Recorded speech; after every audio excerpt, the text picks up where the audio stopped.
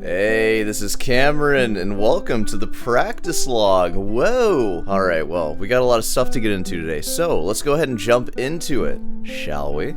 Back to the old ghastly grind. If you're a diligent viewer, you might notice that my upload schedule is a little bit different now. Yeah, I'm doing every other day, which, I don't know. I feel optimistic about it. Technically, as of this filming, I've only uploaded one video like that, or actually two videos like that, the Jacob Collier one and then the cowboy one, and they both got really good views. Even the cowboy one, you know, I wouldn't expect anybody to click on that, but I think it just gives you an opportunity to actually watch the videos as they come out, because I feel like uploading 5 videos in a row every week is just a lot. It's a lot of sore hands to watch. You know, maybe this way we let it, like, we put it out there, we let it sit for a day, and then I move on. And I'm hoping that it'll just come out to the same amount of views, and I'm gonna make the videos a little bit longer than usual, I think, so I won't feel as bad for, like, playing, like, multiple pieces or talking for extra long, really letting it ramble. So, you know, that's what we're doing. That's how this is gonna go. Grad auditions are coming up. My first one, as of this upload, is gonna be, like, well, this upcoming weekend. So, I'm gonna be traveling for that. I'm gonna make a weekend of it. Heather and I are gonna stay over Saturday night, do the auditioning Saturday, have some drinks after that. I'm sure I'm gonna want that, and then go home Sunday. So that'll be exciting. And then my next auditions are pretty much like on the weekends following that. So February is gonna be a big auditioning month, which is cool, but I'm really excited for that to be over because, you know, I just feel sort of stuck in my practice right now. Kind of just working on the same stuff because I just have to get the sword Mozart variations better. I'll probably play that today. And, you know, I want to move on to the new fugue and stuff. Lots of stuff that I want to do. But I think today, let's take a moment to go into some comment questions. And I hate to do this to y'all, but I think what I want to go into is maybe talk about some Jacob Collier a little bit more. I've been calling him Jacob Collier this whole time. It's been pointed out that he says Collier. I thought when I heard him say that, he just has a British accent, so he's saying his name weird. Apparently, that's how he actually says his name. But whatever. Which, before we get into any actual comments, I want to say that I am a little disappointed in you all. And now, keep in mind, anyone who watches, like, I love you all equally. We're all like a little family, okay? And we've known each other for a while now. And this is just where we congregate a couple times a week, and it's cool. But I'm noticing a lot of hatred towards our friend Jacob Collier. Which, let me say, these videos that I make on him, they are not to hate him. They are simply to make fun of him. Not in like a hateful way, but in like a, you know, like I'm not trying to hate him, is my point. But I've read an overwhelming amount of comments, with the main points being, which I'm just rattling these off the top of my head. I'm not, like, I don't have a script here. I find his music is emotionless, and he makes up for it in complexity. That's, like, one thing. And that's basically it. Just different variations of that argument. Just, like, his music is soulless. So much talent used to make such crappy music that nobody likes, which I think is just false. Like, that isn't true at all. Because I like his music, and there's tons of people that like his music. I think that sort of thing does come from a place of jealousy. When I talk about him, I come from a place of jealousy too. Show me a musician who doesn't get like insanely jealous of other musicians. Especially if you go to music school, everyone is just competing for the spotlight. Everyone just wants to be the center of attention because it's music school. It's almost as bad as theater school, honestly. And a lot of them actually mix together. There's a lot of like theater, music, double majors. And those people, oh my god. I mean, look at me, for example. I made a show about me. This might as well just be called the Cameron Show. That's not, like, normal behavior from a person. There's obviously something going on here. Just a lot of general hate. I do kind of have to take responsibility for that, for creating a platform to hate him on, but you know, I don't like it. There needs to be a balance of like poking fun of and then also respecting, because there are a lot of very respectable things about Jacob Collier. And I think that there's so many people that do like him that it feels kind of good, and maybe it's easy to like write him off as just like some guy who just throws a bunch of notes around. But he's not. And I'll get into why as we read through some of these comments, but let's get into this. I think this comment kind of sums up everything that we're going to go into. Never understood the Collier hype. No hate here, just don't get it. I'm an advanced and experienced musician, jazz, classical, songwriting. All right, we just do everything over here. I don't get it. He has a good ear like millions do. Not like me, apparently, based on some of these comments. Yeah, I mean, that pretty much does sum it up. And he makes music, and there is a lot of hype around his music. And I think people look at that hype, and they're a little bit confused about it, and they want to like retaliate against him or something, where it's like, why do people like him so much when it's just a guy with a really good ear writing music he wants to write? Because that's who he is. Like, he's just a guy writing music, and he didn't ask for anybody to talk about him. Like, he didn't DM me to make several videos about him. He's just an interesting topic, you know, and that's part of what has just made him into like a mega famous musician. He's just an interesting guy with interesting things to say, and his music is provocative for many reasons. I don't think it's the goal of a musician to make art that conveys emotions to anyone. Like, I think it's just to express yourself. So that's even more of a testament to him, because he's making music that I think is expressing himself. It's pretty amazing that people actually still latch onto it, even though it's pretty like self-indulgent self-expression. Like, there's tons of artists that'll just make like a singer-songwriter album that have no technical facilities whatsoever, and their whole goal is to make an album on self-expression, which I guess those guys also get made fun of for not being very technical. But it's sort of the same thing and the opposite. But in both cases, they're both just making stuff they want to make. I don't feel that the guy making the very emotional and simple album is pandering to anyone. Same thing with Jacob. I don't think he's pandering to anyone either. I think he just has ideas. When I hear him talk, because I've listened to a few of his talks, we'll even go into some of them, I'm sure. But he's never like, listen to how I put these notes in this notes. Isn't that emotional? He never says that. He's like, isn't that cool? He's like, it's cool.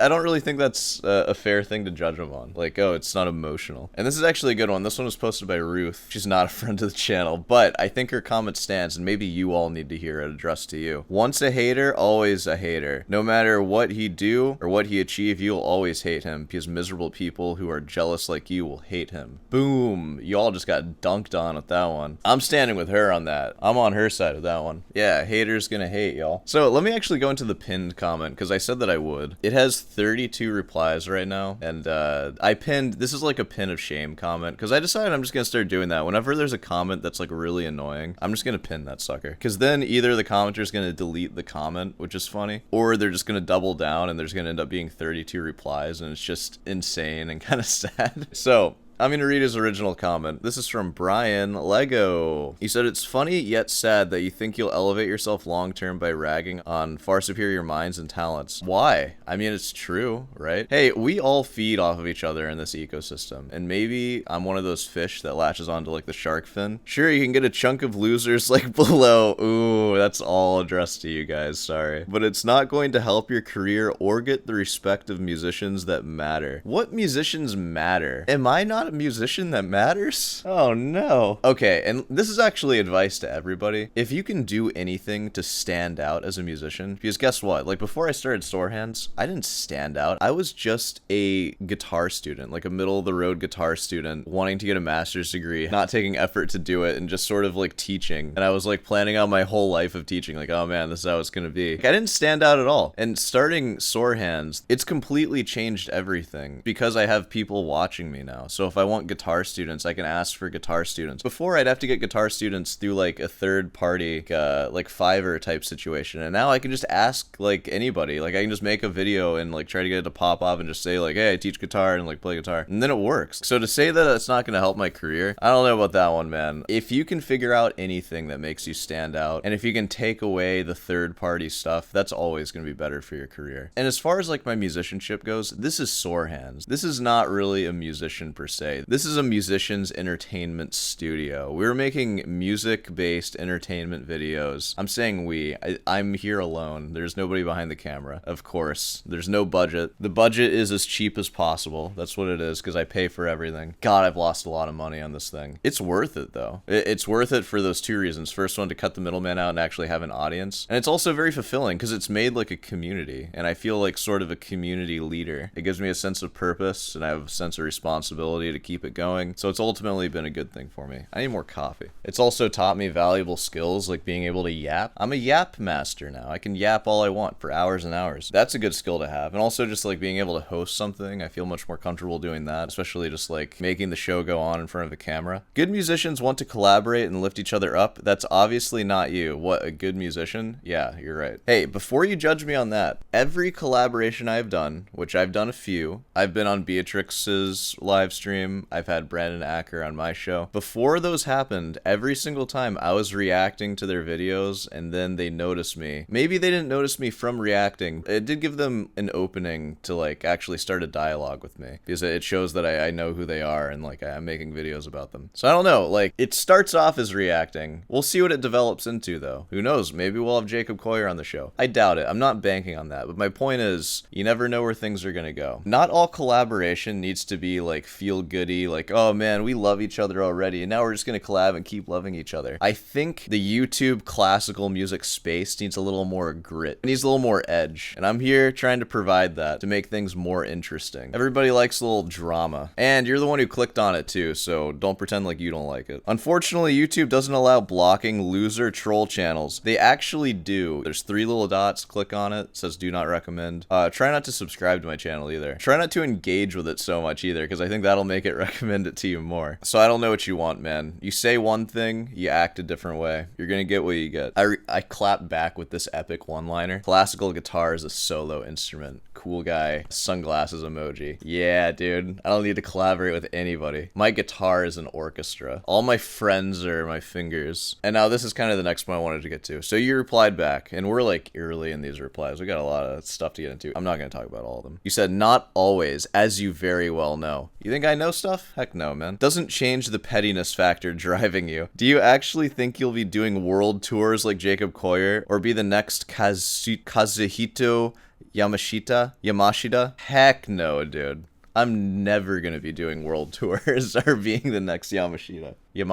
I don't know how to say his name, sorry. That's not really my goal for doing any of this either. I couldn't imagine doing world tours. My goal is just to reach out and just sort of harbor a community for like-minded people, which is what I've been doing. And I've been attacked with the point like this before, where it's like, oh, it took you a year to get 3,000 subscribers. And it's like, yeah, I feel like that's really good. That's like kind of telling that there's a lot of people that sort of maybe enjoy this sort of thing that I'm making. So maybe I'm onto something. So I don't know. I don't feel bad about that. We can extrapolate that out, and I feel like in 5 years it'll be like a pretty small to mid-sized channel that's like kind of known, especially in the classical guitar music world. I'm cool with that. Give it a little bit. The growth is good though. If my goal were to be to do world tours or be Yamashita, I wouldn't be doing this at all, because this, like the whole show aspect of this is pretty counterproductive to my actual like learning music. It takes a lot of time. I'm in the middle of a practice session right now. I'm supposed to be going to the guitar pretty soon, but I first have to talk for an hour and then like practice for like 2 hours at the most, and then I have to edit this video. I could just be practicing that whole time. So obviously there's more to this than just getting good at guitar, but this is where I want my career to go. This is like a little embarrassing to say out loud, but I've always wanted to do something like this. Like ever since I was a kid, like I've always wanted to have like a YouTube show of sorts. And I always used to love stand-up comedy. I always wanted to do that. And now this just provides me an outlet to mix all of the stuff that I do. And that's why I love it. And that's why I'm able to do it so consistently for over a year, because it's just like a dream. Like why wouldn't I be working on this thing that's like the perfect activity for me to do, and it's becoming profitable, and I get students from it. I have all the motivation in the world to have my career be this, even though just that idea seems like kind of ridiculous, but I mean it's working, so like I'm gonna keep doing that. So yeah, I'm not gonna be doing those things that they're doing, but I have my own path that is like the perfect path for me. I wouldn't want to do those things that they're doing. Maybe to some degree I would eventually, but this is the thing that I want to be doing now. Like I want to talk crap on the internet and practice guitar and teach. Like that's fun. By the way, if you're interested in guitar lessons, email in the description. Of course.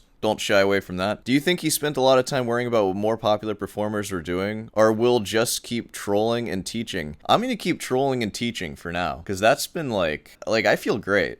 Like my life's in a good place ever since I started trolling and teaching, to be honest. Like I don't get what this freaking like diva like theater performer mindset is, where you can't be happy unless you're the star of a world tour. Well, obviously that's your goal. If you're not doing that, you can't be fulfilled. No, I can have a modest career where I just like am a little like music comedian and I like offer lessons and I teach people how to play classical guitar. That's a fine life.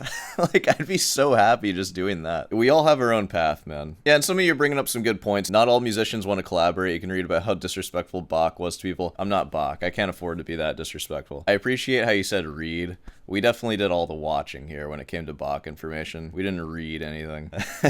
Brian, if you're listening to this one, because you might be, because I might mention Jacob Collier in the title, if you really want to hurt me, if that's your goal, you'll delete that pinned comment because it's going to remove like over 30 comments from that video, that would actually hurt my feelings because then the comments will go from like 160 to 130. I'll be like, oh no, it's over. All that engagement's gone. I'm giving you the ammunition here. That is how you can hurt me or any other YouTuber where this happens. The only way to kill us is to ignore us. You can't kill us by attacking us. It just makes us stronger. Just a little advice. I shouldn't be telling you this. I shouldn't be telling you, but I'm telling you because I care about you. I care about all my commenters. One of the things that I was criticizing Jacob Collier for was his seeming like anti-teacher attitude, because that's what he says all the time. I've heard it in multiple videos where he's like, your teachers aren't going to show you this. You're not going to find this in the books. And my argument is that yes, you definitely will. Like, I know that we think of jazz harmony as like the super complex thing, but it's all based in something. Even random chords. Like, I don't care how random you make it. You can make it random down to a science. You're still going to find it in an advanced theory textbook. And even if you have to go to the next textbook that's all just like modern and atonal, you're going to find all kinds of crazy ways to make random chords and melodies. Those are like scientifically random. Like, you're not going to get more random sounding than that. And even before then, any sort of functional movement and harmony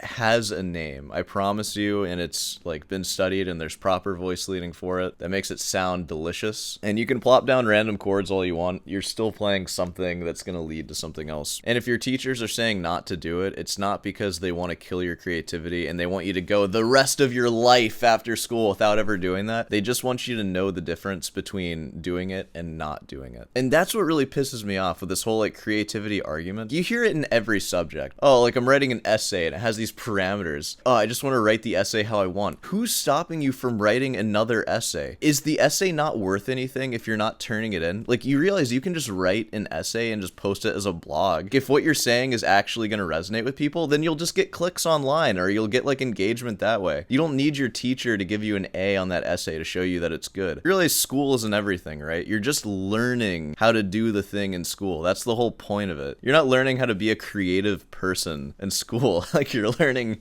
the fundamentals so you can become a creative person. When I was in school, when I was doing like composition homework and stuff, if I found something interesting, I would go on to write music after the project was done. It's not like you're done with the project and then you just can never write that again. And it's like, oh, they ruined my thing. It's just like, just make another one. You don't need somebody to tell you to make something. You can just make it on your own. Like, it's summer vacation. You have like 2.5 months to make the essay that you actually wanted to write now. And that's an awesome use of time. Imagine if I had a film project in college and I tried to submit one of these videos for it and they were like, what is this? It was supposed to be like a little like movie or something. Well, this is what I would film if I could film something. And it's like, yeah, you'll probably be a lot better at filming your stupid little practice log if you actually followed the project and did all the procedures and learned how to do everything to make this more complex thing. And then you can apply it to your own art form. I think his point is less of a teachers are bad and more of an experimentation is good. And those two things aren't necessarily mutually exclusive. I agree with you. That was probably his point. It was just the way he was speaking it felt like teachers are bad sort of thing. I know that's really what he meant. He might have been saying that just to make a point. I say things I don't mean all the time too. It just happened that for him, they tend to be. You will see that he has been inspired by his mother, who he calls a master enabler. My mom's a master enabler too. Encouraging him to explore and experiment. She didn't encourage that, though. And teachers who tried to cage him or limit his ideas. He cites the example of playing drum part that was way more busy than required and being told to play less in the context of a band. How horrible of that teacher. Jacob, you're trying to be a part of something bigger than you, and you're making it all about yourself. Do you expect to be the next big jazz combo drummer, Jacob? If you're going to be playing out like this all the time, you need to play less. What's your career going to be if you can't learn to play less? Surely you can't branch off and make your own career that's unique to you and no one else. And I've actually seen that interview, and I think it basically amounts to like, he just had a really hard time like following anyone else's musical direction, which like is really bad for becoming a great drummer that plays with other people. It's really good for whatever Jacob Collier does now, though. That guy Brian could have the same comment to Jacob. How are you ever going to have your career where you play drums for other people? And Jacob's just like, well, I'll just make my own thing. I'll just make the Jacob show. In the Jacob show, I can play drums however I want, and people are gonna love it. Learning the rules before you break them is always a good idea. Jacob was just in the wrong class. See, and I don't know the end of that story. Like, was he able to calm his drumming down and he just really hated it? That would be a happy ending to that story to me, because he learned how to do it, and then he can can apply that where he wants to apply it. So, you know, there's a lot of ways for a career to go. Like, a lot of people criticize Jacob's career for whatever reason, because he's super famous and people, you know, they'll make fun of his music, whatever. They'll criticize my little tiny itty bitty career compared to his for whatever reason. Like, they don't agree with my outlook or how I like interact with other musicians, or react to them rather. I'm not interacting with them at all. But we all have our own path. I'm doing everything that I want to do right now. I love talking and yapping and doing all that stuff. I assume Jacob's doing everything that he loves to do. So if you feel like you're not happy doing what you do, maybe reflect and try to figure out what actually motivates you and makes you happy. Doing a show like this really motivates me to actually practice, because I have a lot of things that I want to say, and I like sort of leading discussion on things, and it just makes it easier to like talk like this, and then I go to practice and then show you stuff. It just makes it more engaging for me. That's just like a little life hack that works for me. Like, if I want to do something and I'm having trouble, give myself like a lot of accountability for it. Like, tell everybody that I'm doing it, and then it makes me stick to it a lot better. I'm telling a lot of people that I'm doing this show and practicing just from like people that watch it. And I'm sure that we all have those things that motivates us. And it might not be this, like it won't look like me, but it, you know, you'll find your own thing. Don't be ashamed to just keep spamming that motivation button if you know it works for you. And don't try to find motivation where it doesn't exist.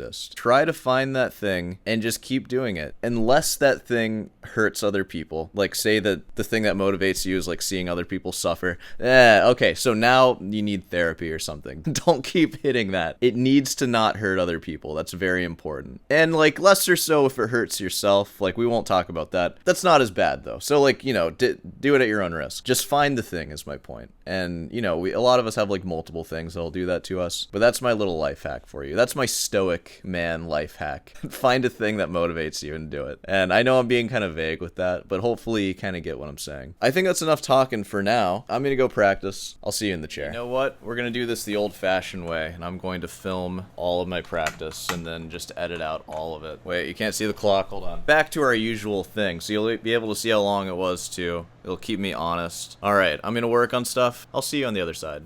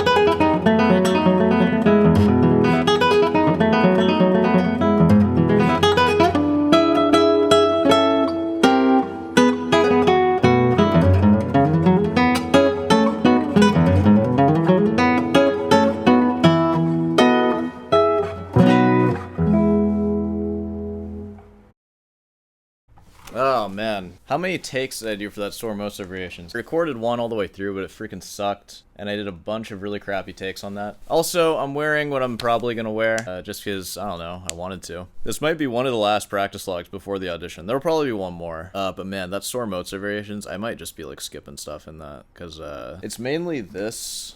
That's the hardest variation for me. I have no idea how to actually play that.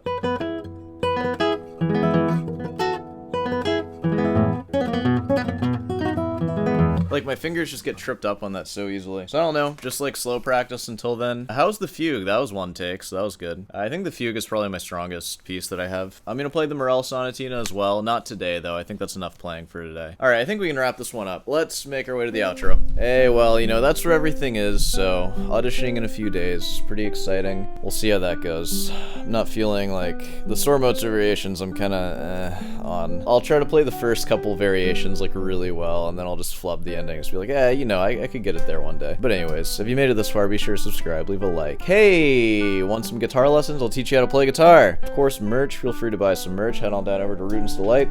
We're not selling ties yet, but maybe we will one day. Yeah, and, you know, comment questions, feel free to leave them. Keep the Jacob Collier discussion going. Collier, excuse me. Or whatever. I'll address it in the chair at some point. Alright, I'm gonna wrap this one up here. I'll see you in the next one.